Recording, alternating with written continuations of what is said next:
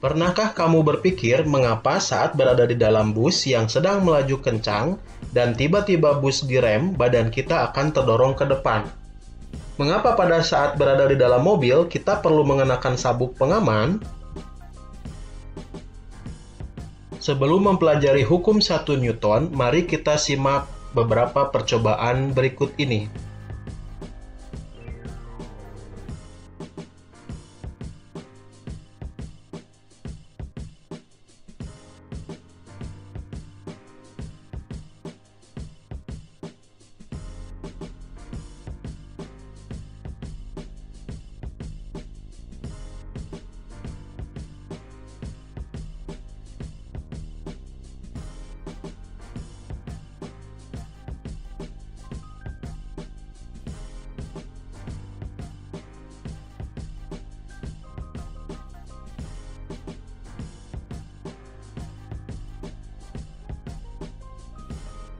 Pada percobaan sifat kelembaman suatu benda, kamu menemukan fakta bahwa gelas akan tetap diam saat kertas ditarik dengan cepat secara horizontal.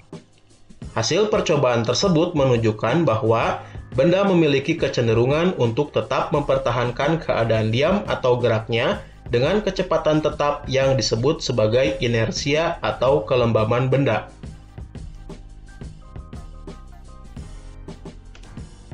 Contoh lain yang menunjukkan inersia benda adalah saat kamu berada di dalam sebuah mobil yang sedang melaju kencang, kemudian tiba-tiba direm.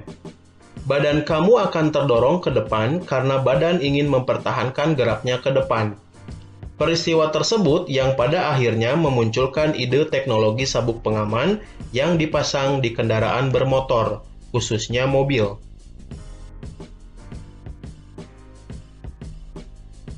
Newton menyatakan sifat inersia benda, bahwa benda yang tidak mengalami resultan gaya atau sigma F sama dengan 0 akan tetap diam atau bergerak lurus beraturan. Hal ini selanjutnya dikenal dengan hukum 1 Newton. Hukum kedua Newton berbunyi, percepatan yang ditimbulkan oleh gaya yang bekerja pada benda berbanding lurus dengan besar gayanya, dan berbanding terbalik dengan massa benda. Di dalam kehidupan sehari-hari, kita sering menemui fakta bahwa pada saat memindahkan balok akan lebih cepat jika gaya yang dikenakan semakin besar. Hal ini dikarenakan gaya berbanding lurus dengan percepatan. Jadi, dengan gaya yang besar, maka akan didapatkan percepatan yang lebih besar juga. Contoh lainnya adalah saat memindahkan meja yang ringan akan lebih cepat daripada memindahkan lemari yang berat jika kita menggunakan besar gaya dorong yang sama. Hal ini disebabkan massa meja yang lebih kecil daripada massa lemari dan massa berbanding terbalik dengan percepatan benda. Semakin kecil massa benda, maka semakin besar percepatan benda tersebut.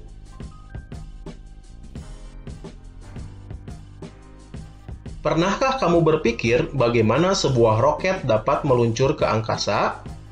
Roket yang terdorong ke atas diakibatkan oleh semburan gas ke bawah.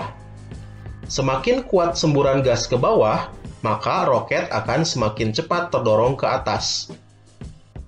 Hukum ketiga Newton menyatakan bahwa ketika benda pertama mengerjakan gaya atau F aksi pada benda kedua, maka benda kedua tersebut akan memberikan gaya atau F reaksi yang sama besar ke benda pertama, namun berlawanan arah, atau F aksi sama dengan negatif F reaksi. Jadi gaya aksi reaksi selalu bekerja pada dua benda yang berbeda dengan besar yang sama. Contoh gaya aksi dan reaksi tersebut misalnya pada peristiwa orang yang sedang berenang. Gaya aksi dari tangan perenang ke air mengakibatkan gaya reaksi dari air ke tangan dengan besar gaya yang sama namun arah gaya berlawanan. Sehingga orang tersebut akan terdorong ke depan meskipun tangannya mengayuh ke belakang.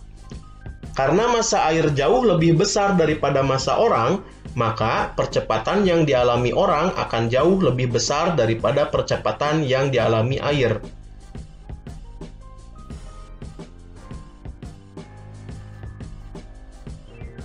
Tahukah kamu bahwa gerak burung terbang dapat dijelaskan dengan menggunakan hukum ketiga Newton? Burung mengepakkan sayap ke belakang untuk memberikan gaya aksi ke udara. Udara yang masanya jauh lebih besar daripada burung memberi gaya reaksi yang nilainya sama besar dengan gaya aksi namun berlawanan arah, sehingga mengakibatkan burung dapat melaju kencang ke depan. Masih banyak peristiwa-peristiwa dalam kehidupan sehari-hari yang merupakan penerapan dari hukum 1, hukum 2, atau hukum ketiga Newton. Agar lebih memahami konsep yang ada pada hukum 1, 2, dan 3 Newton, silahkan lengkapi tabel berikut.